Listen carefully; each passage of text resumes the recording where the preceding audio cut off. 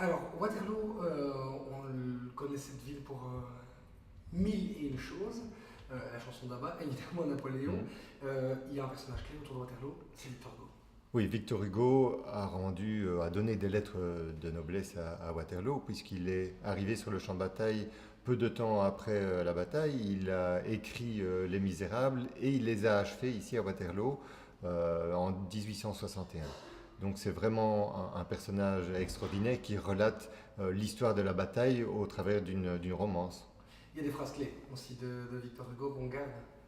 Oui, il y a des phrases clés, mais bon, enfin, il n'y a pas que lui, il y a aussi Lord Byron, il y a d'autres personnages qui ont rendu le champ de bataille célèbre, hormis, je veux dire, les belligérants.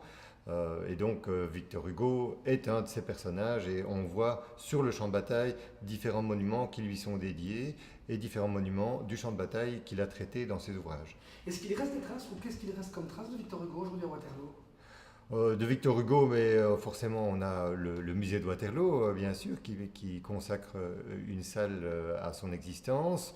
On a eu des expositions temporaires qui reviennent, je vais dire, lors de chaque anniversaire.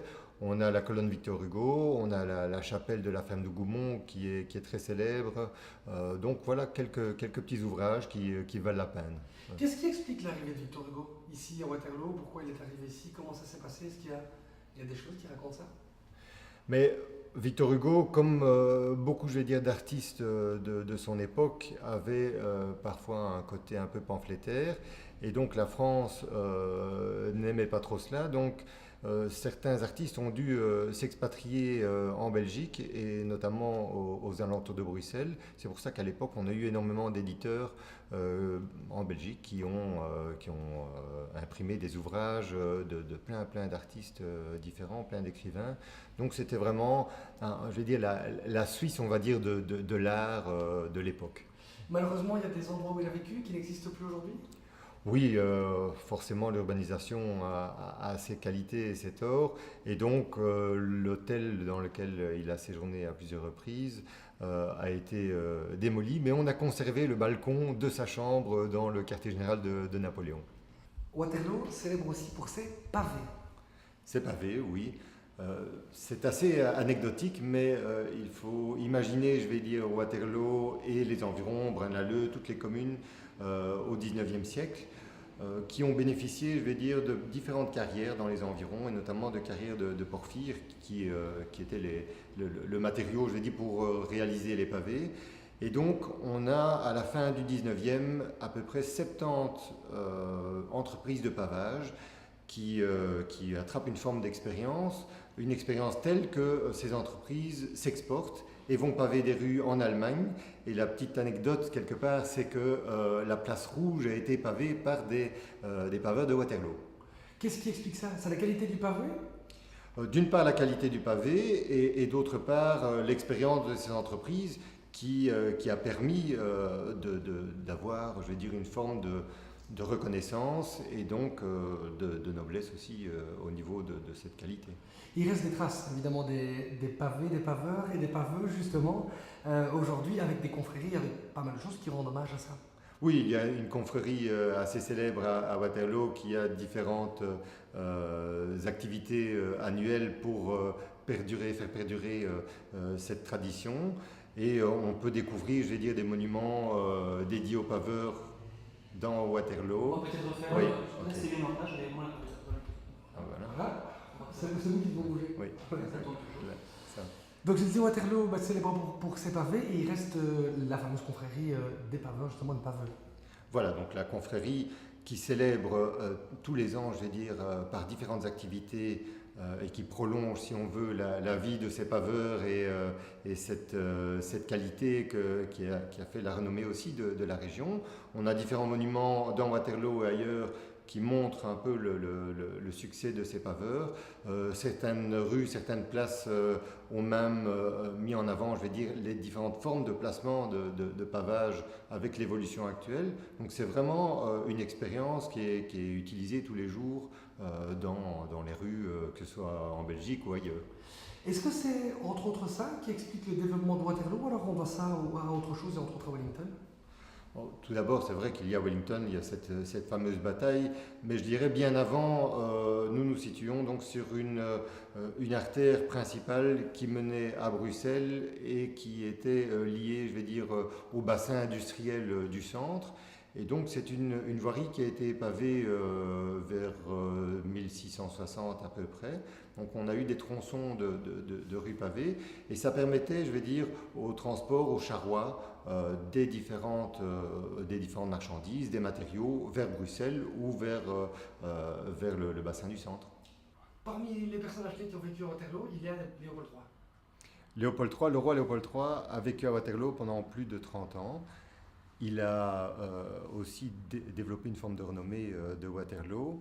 Et nous avons voulu commémorer son souvenir en réalisant dans le musée de Waterloo une salle qui est en fait sa salle de travail, donc son bureau, où il venait tous les jours. Et le roi était un admirateur, c'était un passionné de la photo, c'était un passionné de calculs mathématiques. Tous les jours, il réalisait des calculs mathématiques, pardon.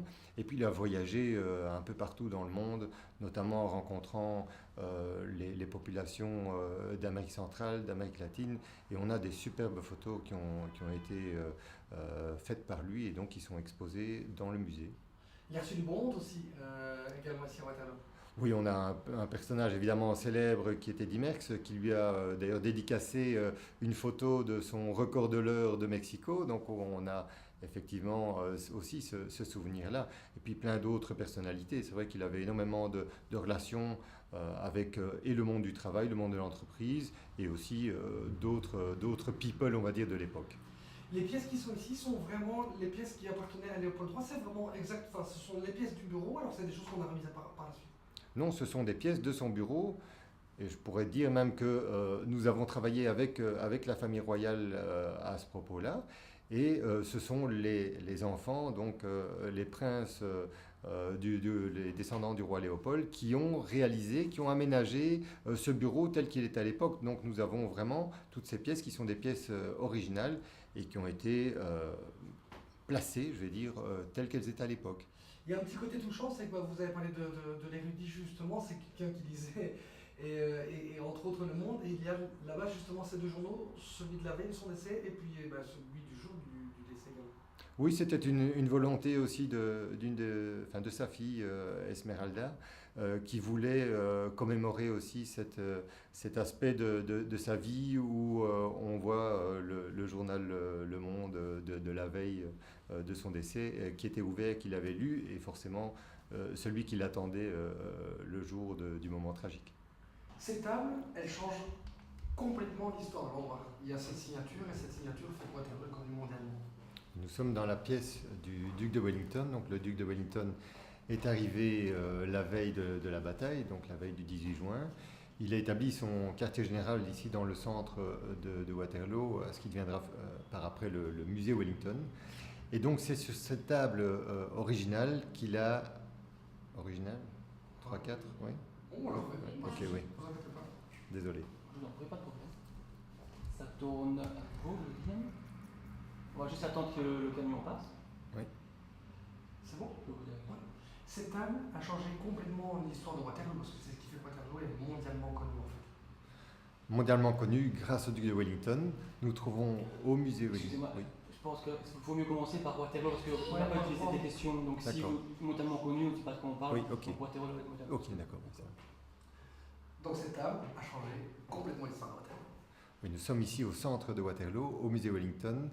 Et derrière moi se trouve la table sur laquelle le duc de Wellington a signé le traité de victoire pour annoncer effectivement la victoire des troupes alliées contre l'empereur Napoléon. Donc on peut découvrir effectivement dans ce musée toute l'histoire de la bataille, les anecdotes, plein de petites choses à raconter sur la médecine, par exemple vous découvrirez une jambe articulée de l'époque, la jambe de Lord Uxbridge qui était le commandant de la cavalerie anglaise, des troupes alliées, l'histoire de la vie d'époque, comment on se nourrissait, quelle était la différence entre la nourriture des soldats qui eux devaient effectivement trouver à proximité du champ de bataille dans des fermes et ailleurs de la nourriture, et puis l'état-major qui lui se nourrissait avec certains fastes.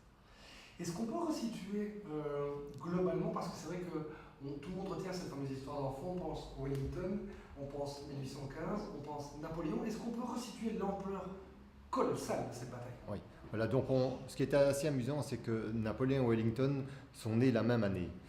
Et puis eux ont un destin totalement différent. Donc Napoléon rêve de conquête et sa dernière conquête, c'est effectivement l'arrivée, je vais dire, en Russie où ses troupes sont décimées par le froid et la famine. Et suite à cela, eh bien, donc il est entre guillemets arrêté et envoyé sur l'île d'Elbe. Et pendant ce temps-là, mais les les différents pays de l'époque, la Prusse, l'Autriche, l'Angleterre, sont occupés à discuter de savoir ce qu'on va faire finalement avec la France, avec cet empire qui était devenu énorme.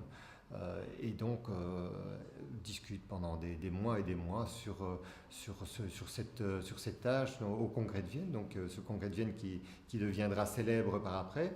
Et puis Napoléon n'attend pas la fin du Congrès de Vienne et il décide de revenir sur le continent. Il arrive sur la côte française méditerranéenne, donc à Golfe-Juan.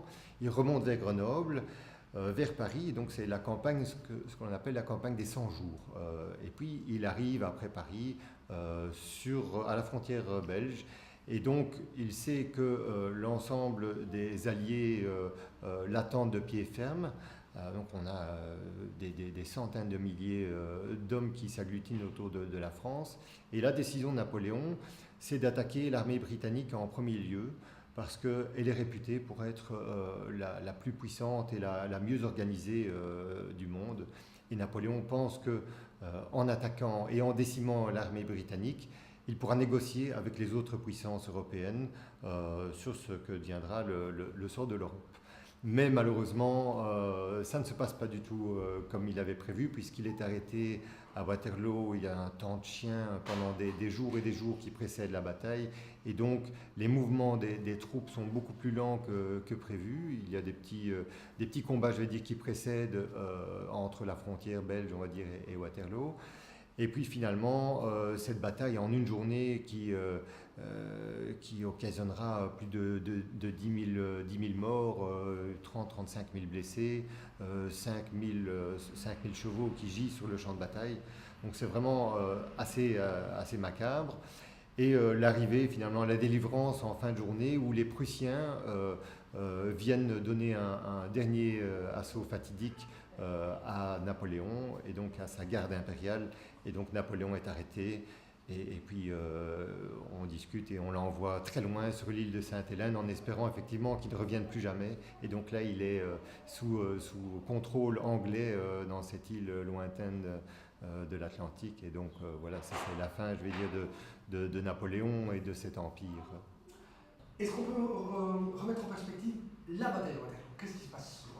La bataille de Waterloo, on a plus ou moins 100 000, 150 000 soldats français.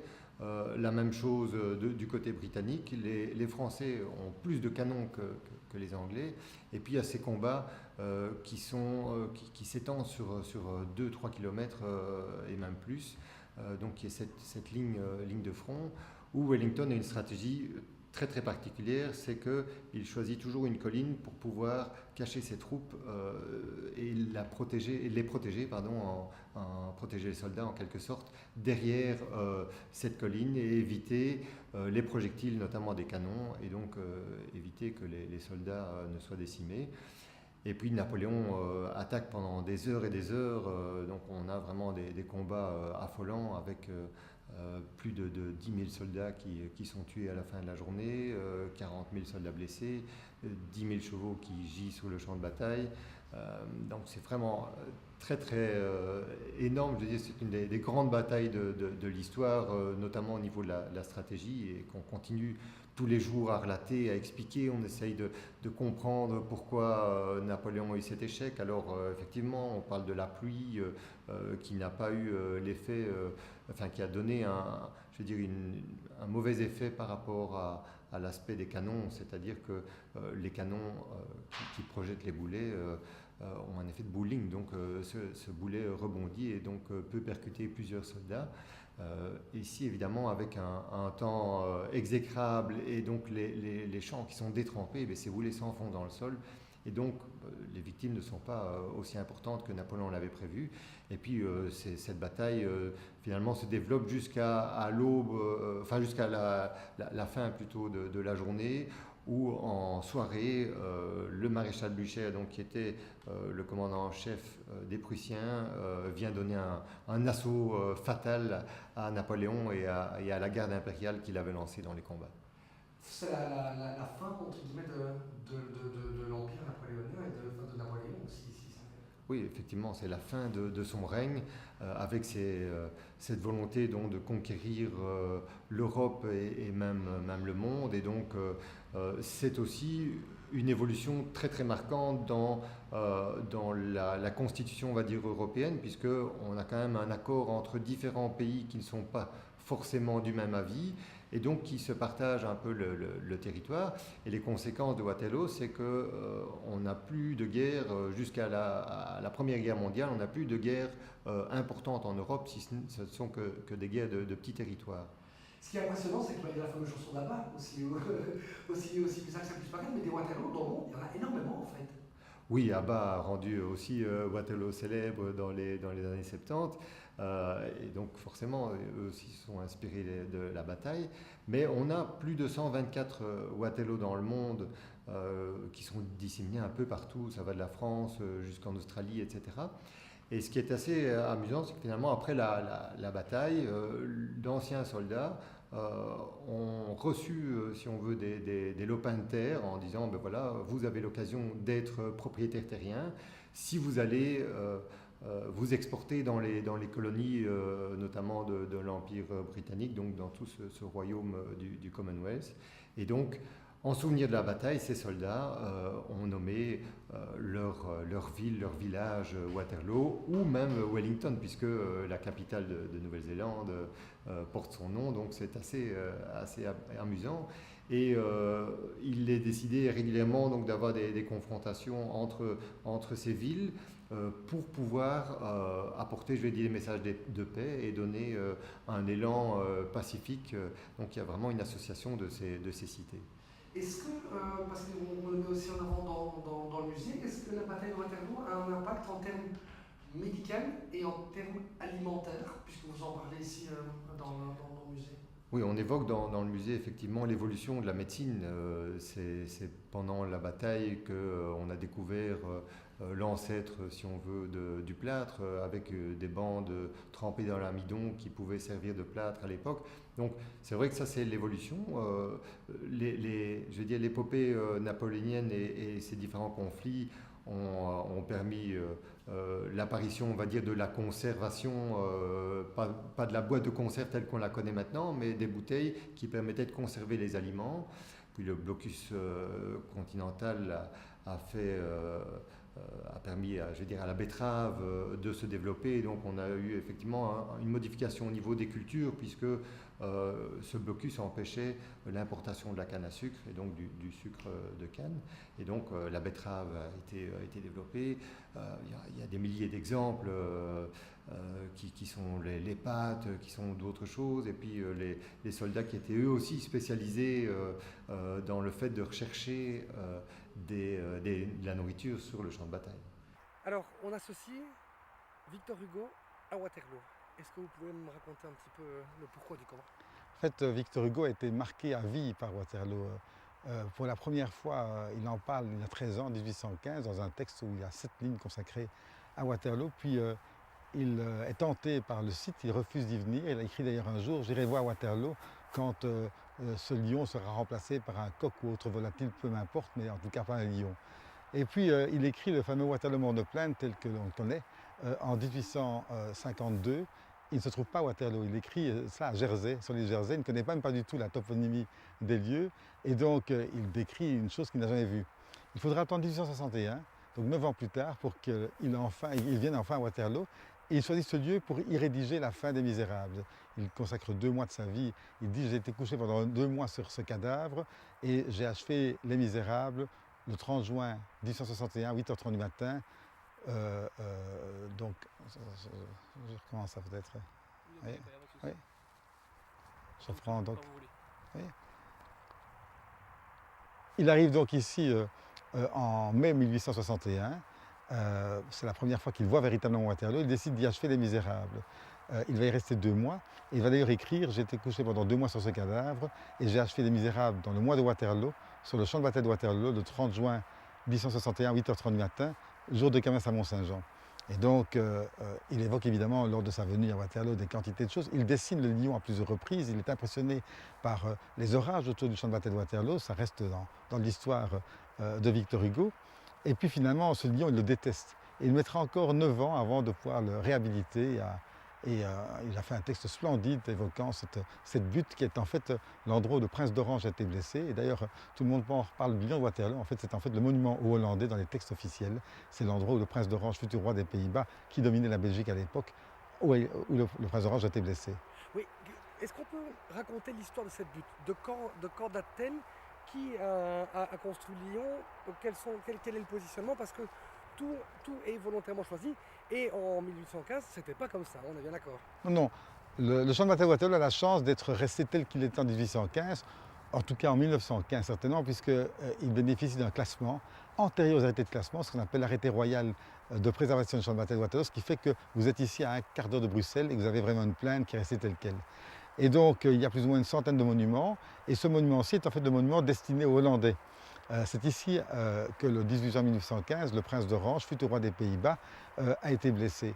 Et donc, ce monument a été construit en 1826 et il est l'objet de quantité de légendes totalement fausses. On a parlé des Botterès qui avaient construit le lion. Or, on ne trouve pas trace la moindre femme liégeoise dans la région pendant 5 ans tout autour de Waterloo. Donc, ça m'étonnerait qu'il y ait 200 femmes liégeoises qui soient venues ici construire la butte du lion sans laisser une trace dans l'état civil, dans les hôpitaux, dans les décès ou autre chose.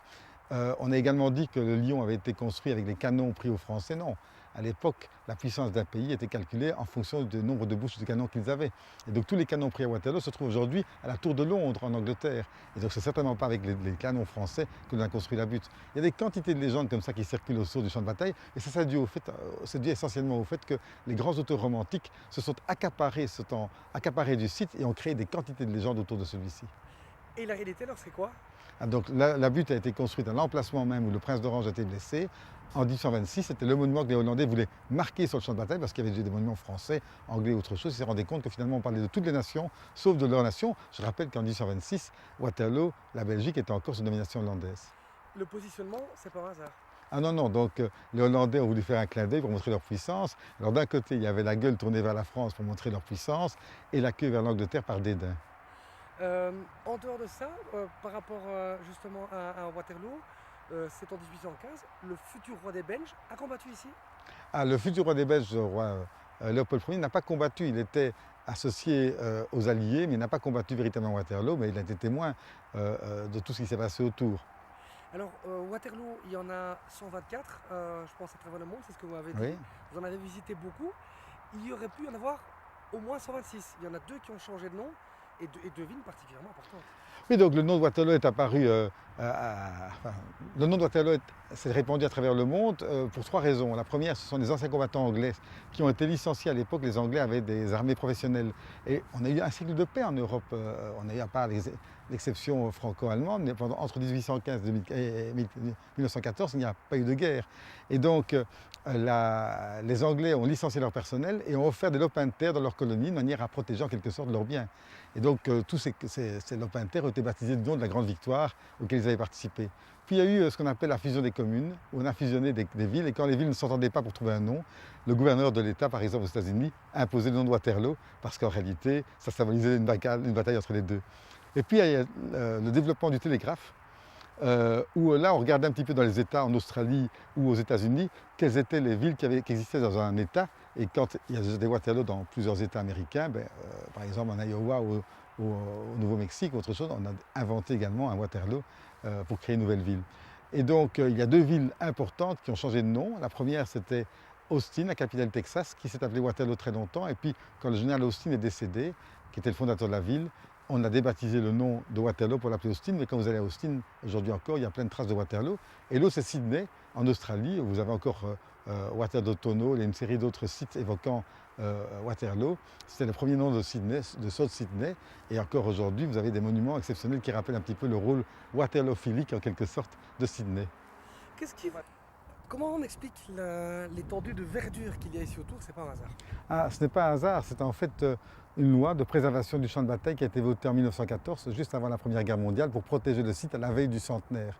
Et donc cette loi précise qu'on ne peut rien y construire, et donc on a protégé comme ça plus ou moins 600 hectares, ce qui fait qu'on a un champ de bataille qui est devenu un patrimoine mondial littéralement, qui est préservé. Je me mets au défi de trouver Marignan ou Solferino, vous ne trouverez pas. Ici on a vraiment préservé ce champ de bataille, et c'est ce qui fait qu'on a finalement un paysage aussi fabuleux à un quart d'heure de Bruxelles. Ici, il y a des traces de Victor Hugo aussi qu'on peut admirer vu d'en haut. Oui, donc Victor Hugo a toujours été fasciné par Waterloo. Il a écrit ses premiers vers sur Waterloo à l'âge de 13 ans, en 1815.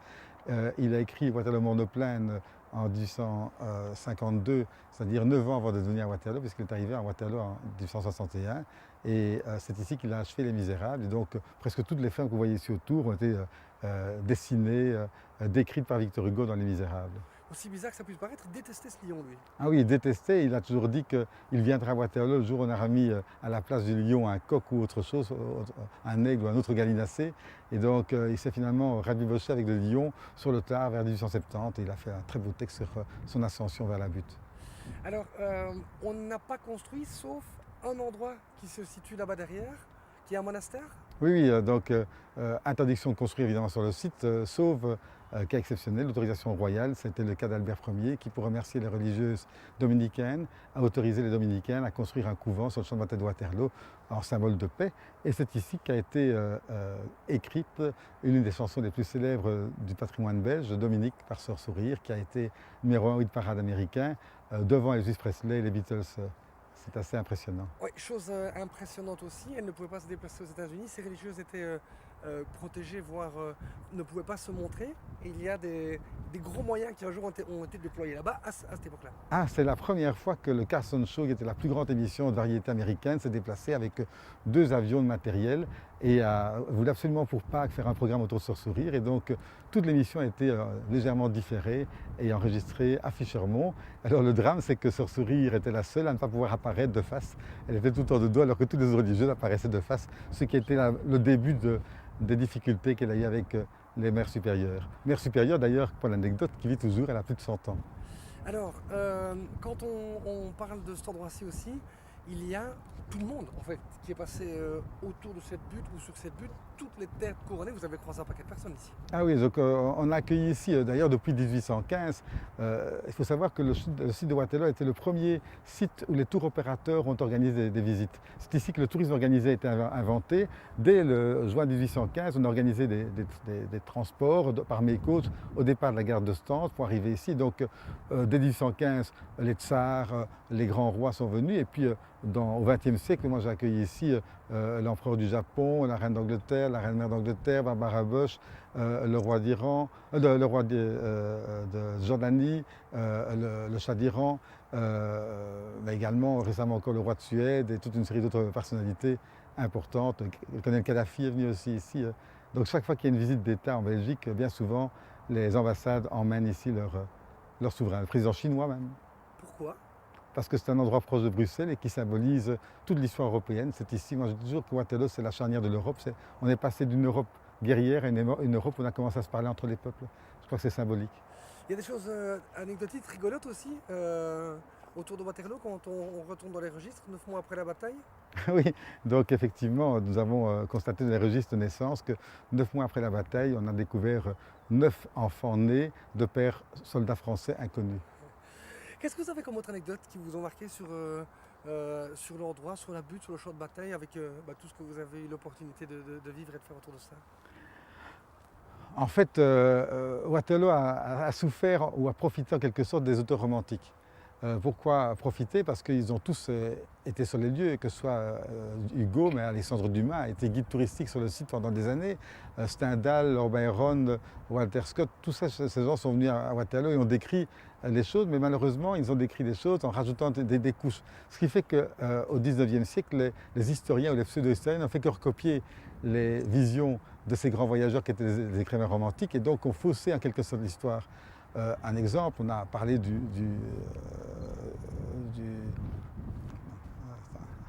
un exemple, on a parlé du chemin creux, mais le chemin creux a été construit uniquement pour permettre à la butte d'être érigée. Et donc, quand on parle des Français qui sont arrivés dans le chemin creux, ce n'est pas ce chemin creux-là qui est évoqué sur le site.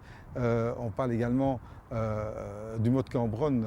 Cambronne aurait dit merde, et puis aurait également les gardes de mort ne se rend pas.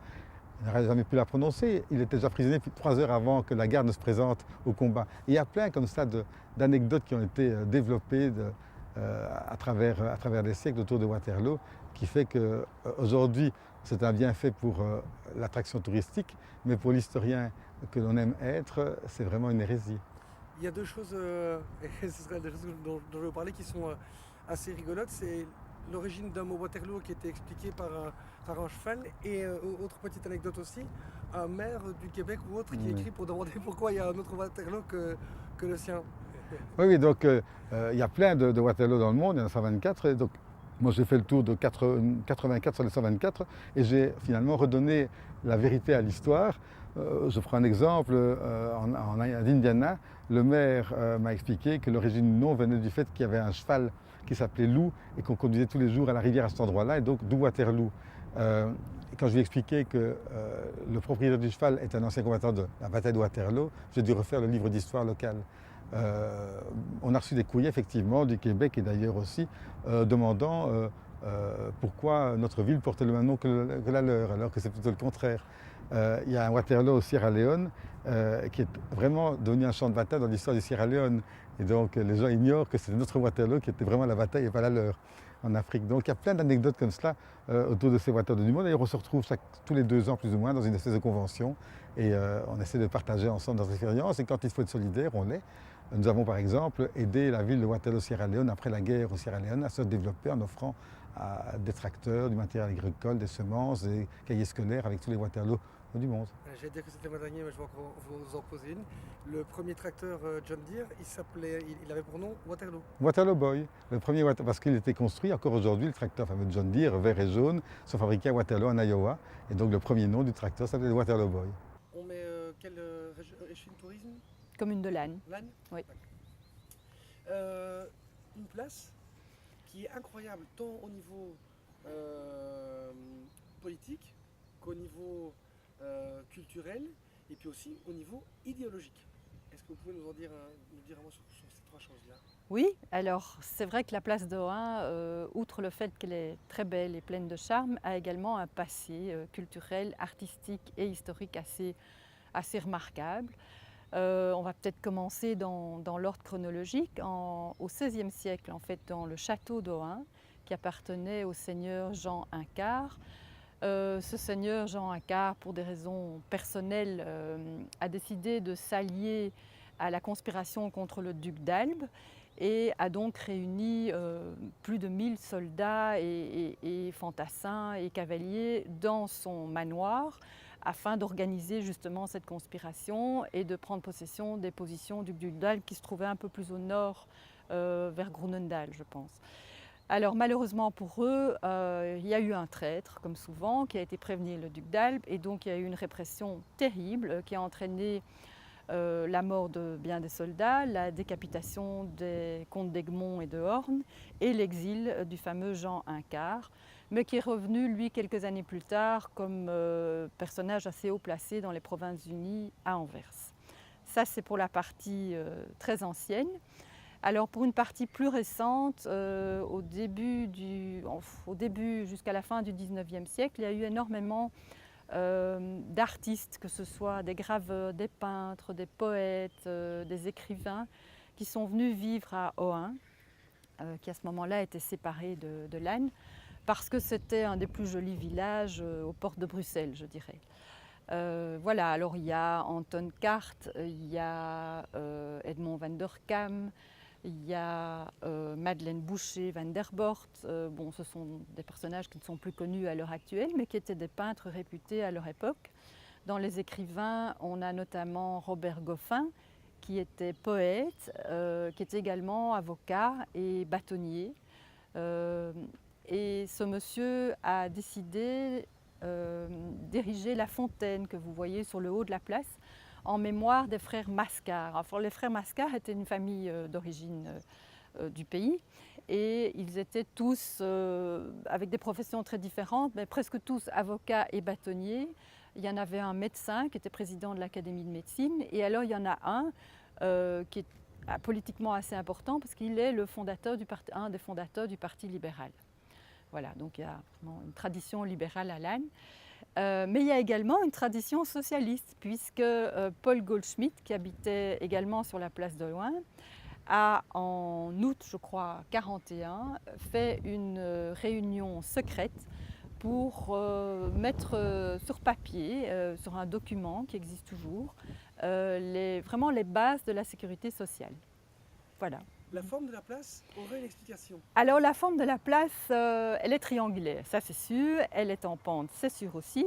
Et puis un monsieur qui semble connaître assez bien l'histoire de Lannes, mais ça n'a pas été vérifié par d'autres personnes, dit qu'elle est triangulaire parce que... Je vais vous poser la place. Oui, juste pour parce que j'ai bougé. Pas de souci. On recommence. Oui, Oui. donc là, très particulière. Oui, c'est une forme en effet assez particulière. Elle est triangulaire. Elle est également en pente. La raison, c'est parce qu'elle se glisse, je dirais, vers le vieux village d'Ohain.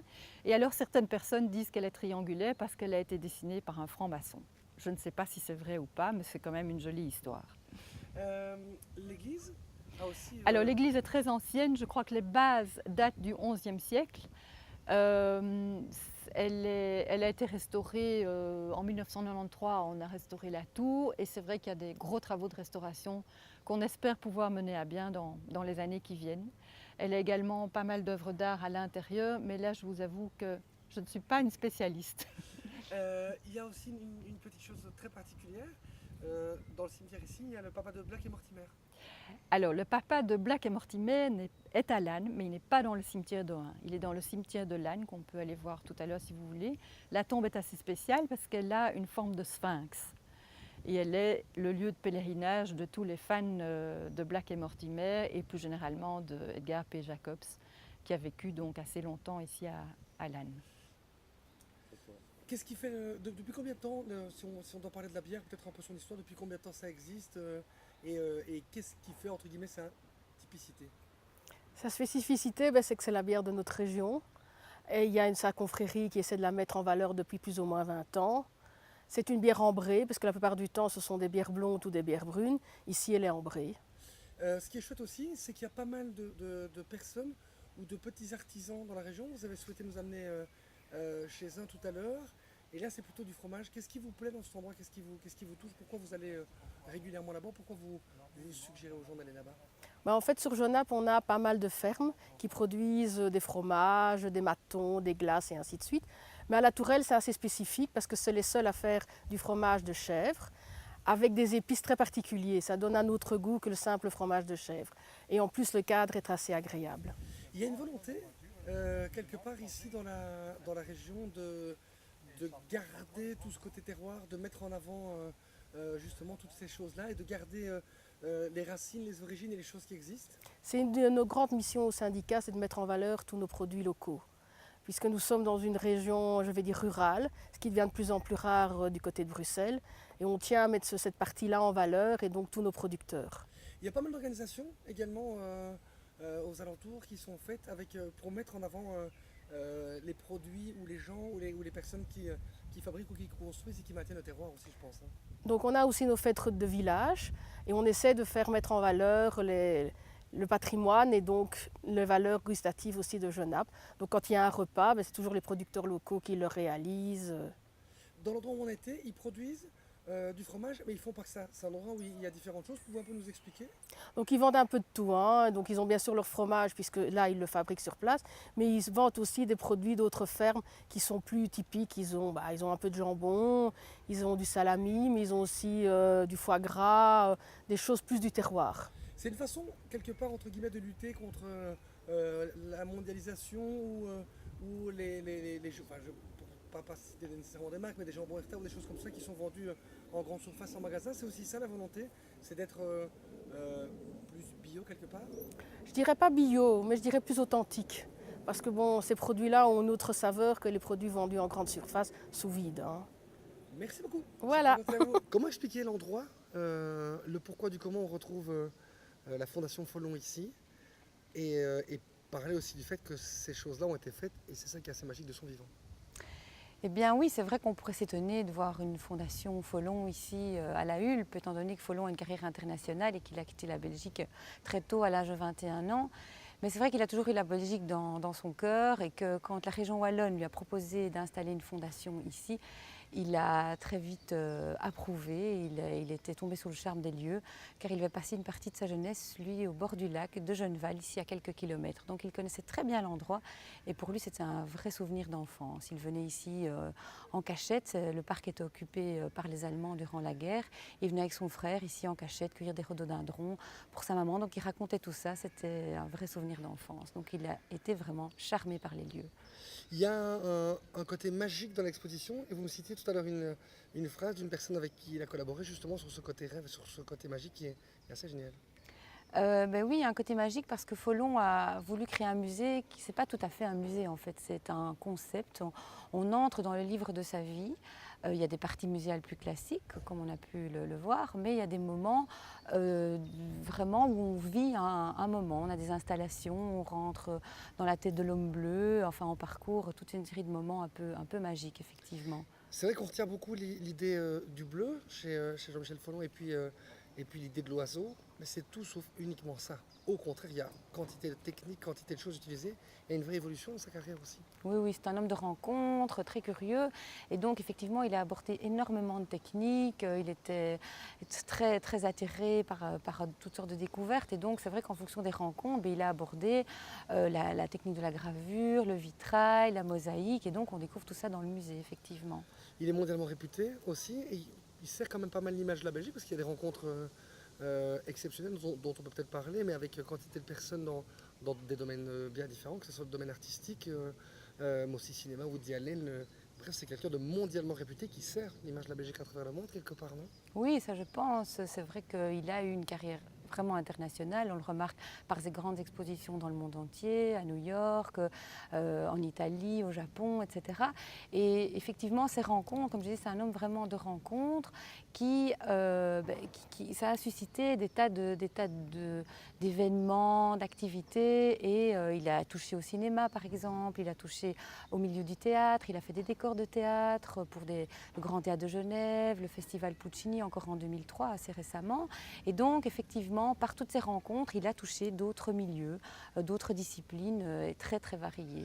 On retrouve un homme en paix à la fin, mais c'est tout sauf quelqu'un durant toute sa carrière qui est pisse et qui ne délivre pas de message. Il y a un vrai message dans l'heure et il y a un vrai côté colère quand même, quelque part, on peut le dire ou pas? Oui, très, très en colère.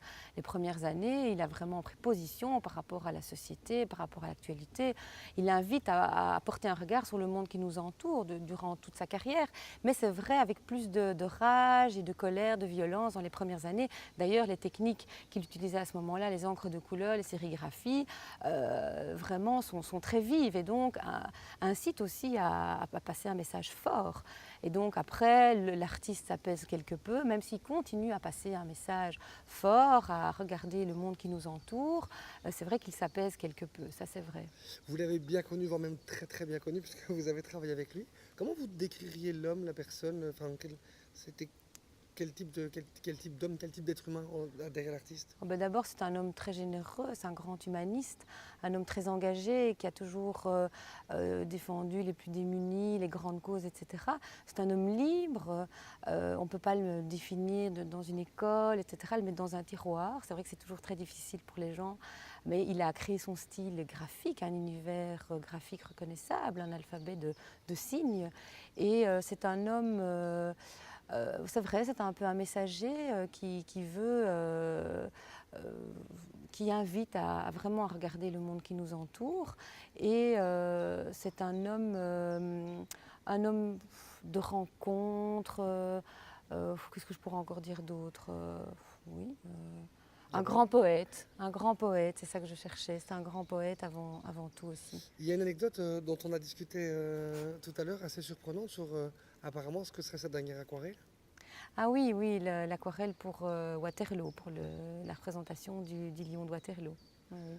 C'est étonnant ou c'est surprenant quelque part qu'on le retrouve en fin de vie comme ça, à représenter une image symbolique aussi de la Belgique et d'un conflit tel que celui-là qui finalement amène une certaine liberté et l'Europe, peut-être l'image de l'Europe. Mais il a toujours travaillé pour des grandes idées, pour l'Europe. Vous l'avez vu dans le musée, on retrouve des timbres pour les élections au Parlement européen. Il a toujours été fort sollicité puisqu'il a un message qui passe vite et fort. Donc des grandes affiches, des grandes manifestations. Il a toujours beaucoup œuvré pour l'Europe et pour une image de l'Europe. Donc ça ne m'étonne qu'à moitié. Maintenant que ce soit la dernière aquarelle, c'est vrai que c'est assez amusant. Alors il y a quelque chose de très étonnant aussi parce qu'on imagine qu'un artiste veut faire passer un message ou veut dire des choses. Quand il écrivait à ses amis, ces enveloppes étaient carrément des œuvres d'art. C'est assez hallucinant. Mais Folon c'était un homme perfectionniste, il est toujours dans le détail. Et donc quand il faisait les choses, il le faisait bien. Et c'est vrai que même pour illustrer une enveloppe, il allait dans le détail. Petite anecdote, c'est vrai, parfois il allait jusqu'au fin fond de la Pampa pour trouver le bureau de poste pour estampiller l'enveloppe à l'endroit qu'il avait souhaité. Et donc il passait parfois des kilomètres à chercher le bureau de poste, ça c'est vrai. Il y a un nombre incroyable d'œuvres d'art qui sont exposées ici. Il y en a plein d'autres qui sont encore mises de côté. Il y en a plein qui sont chez des gens aussi. Est-ce qu'on a une idée de la quantité ou du nombre d'œuvres qu'il a fait dans toute sa carrière? Non, pas une idée précise, il n'y a pas de catalogue raisonné. C'est encore un travail que la Fondation devra faire durant les années à venir. Il y a beaucoup de travail d'ailleurs. Et c'est vrai qu'on n'a pas d'idée. Il y a un travail incroyable, déjà dans toutes les techniques. Il n'y a pas de catalogue raisonné. La sculpture, on a plus ou moins abordé, puisqu'il a commencé la sculpture plus tard. Il y a un catalogue qui a été réalisé et c'était peut-être plus facile, puisqu'il a commencé la sculpture fin des années 80. Et donc, c'était plus facile de recenser. Mais c'est vrai que pour toutes les aquarelles, les gravures, les affiches, il y a encore un travail énorme à réaliser. C'est un côté magique, non, de travailler dans ce type d'endroit et de défendre. Qu'est-ce qu'on défend? Est-ce qu'on défend un musée? Est-ce qu'on défend un être? Est-ce qu'on défend une image? Oui, c'est quoi votre mission? C'est vrai que c'est complexe. On défend un artiste évidemment avant tout, mais il n'y a pas d'artiste sans message ici, effectivement. C'est ces grandes valeurs, les thématiques qu'il a pu aborder, l'écologie, les droits de l'homme, etc. C'est vrai qu'on l'aborde énormément. On fait un gros travail au niveau du service éducatif ici. On a un objet social aussi, d'accueillir des personnes à mobilité réduite, personnes handicapées, etc. Et donc c'est vrai qu'on défend toutes ces valeurs-là aussi. On défend ce patrimoine évidemment qui est unique, qu'il a souhaité préserver en ce lieu et qu'on va devoir continuer à diffuser. Et je pense que dans les années à venir, il y a encore un long travail à faire, effectivement. Merci. Un endroit exceptionnel, quand même ici, on a parlé hier de Waterloo, il y a également le poumon véritablement de Bruxelles qui se trouve à 2 pas d'ici. On est presque en pleine forêt de Soignes, donc dans ce domaine Solvay qui est un patrimoine classé exceptionnel auprès de la région wallonne, qui est d'ailleurs un domaine de la région wallonne et à quelques centaines de mètres de la Fondation Folon. Donc on a ce magnifique château derrière nous qui a été construit en 1842 par le comte de Béthune et qui a été racheté 50 ans plus tard par Horta. Oh non, c'est pas grave. Sinon on peut même laisser rien, si tu veux pas parler de forêt de Soignes d'un côté. Après je pose question par question. Ok, comme ça, d'accord, ça va. C'est bon pour toi? Oui, il faut juste éviter tout frottement parce que j'entends un peu tout. Donc, c'est ma bite. Voilà. Ça tournait. Ah oui, ça tournait pour le coup. Pour le coup, pardon. Allez, c'est parti. On est à quelques encablures juste à côté de la forêt de Soignes en fait ici. C'est un endroit extrêmement important pour Bruxelles et sa région et pour Waterloo aussi. Oui, à quelques centaines de mètres de la forêt de Soignes, qui est en fait le prolongement de cette forêt, on a le parc Solvay, qui est un parc qui est propriété de la région wallonne et patrimoine exceptionnel. Et ce parc est magnifique. C'est vraiment un endroit où la faune et la flore sont développées d'une manière incroyable et qui est préservé et qui permet, je vais dire, à des dizaines et des dizaines de visiteurs par jour d'y circuler à vélo, à cheval, à pied, vraiment très très joli. Derrière, un château d'exception, à mes yeux, c'est partie des plus beaux que que j'ai jamais vu, c'est un des plus beaux de Belgique. Est-ce qu'on peut dire un petit mot sur ce château? Oui, ce château a été réalisé par le comte de Béthune en 1842 et 50 ans plus tard, Ernest Solvay, donc l'inventeur, si on veut, de la soude, a aménagé ce château, lui a rajouté des petites ailes, etc. Il a installé son bureau. Et donc son rêve, puisqu'on va voir cet obélisque en face de son bureau, c'était même lorsque le soleil n'arrivait pas directement dans son bureau, qu'il soit reflété par ce soleil se trouvant au-dessus de cet obélisque. Donc c'est vraiment très stupéfiant et c'était, je veux dire, le rêve de ces personnes, de ces grandes personnes de l'époque. Oui, justement, est-ce qu'on peut dire un mot aussi sur Horta, qui était présent à l'intérieur du château, qui malheureusement ne l'est plus? Il reste quand même trace de Victor Horta dans le parc. Oui, on a des traces. La trace la plus importante, c'est une pompe à bras de son style. On reconnaît un peu sa griffe. C'est vrai que Horta, c'était l'aménagement entier du château. Et puis finalement, mais voilà, le château, heureusement, résiste au temps. Et on a ces magnifiques jardins qui sont là autour avec de belles statues et des expositions même temporaires dans le parc qui permettent d'animer et de redécouvrir ce parc d'une autre manière. On l'appelle le parc Solvay, ce parc-ci? Oui. On peut dire un mot sur Solvay qui représente un nom à l'échelle mondiale, un nom d'une grande école également en Belgique et puis quelqu'un de très important également pour le domaine scientifique. Oui, c'est vrai qu'il a toujours œuvré dans le cadre du développement scientifique et c'était un amoureux de la culture et de l'art et donc il a permis aussi de créer, je vais dire, différents types de sculptures. Il a imaginé, il a acheté des œuvres exceptionnelles et ça a permis aussi de garder une forme de patrimoine en Belgique, ce qui est capital. Il a inventé quoi? C'est un inventeur très important aussi. Hein? Oui, donc c'est l'inventeur de la soude industrielle donc, qui a permis, je veux dire, par ce procédé de développer toute une série enfin c'était un brevet au départ et donc toute une série, je vais dire, de poum poum poum, clouc, je me plante, oui. On repose.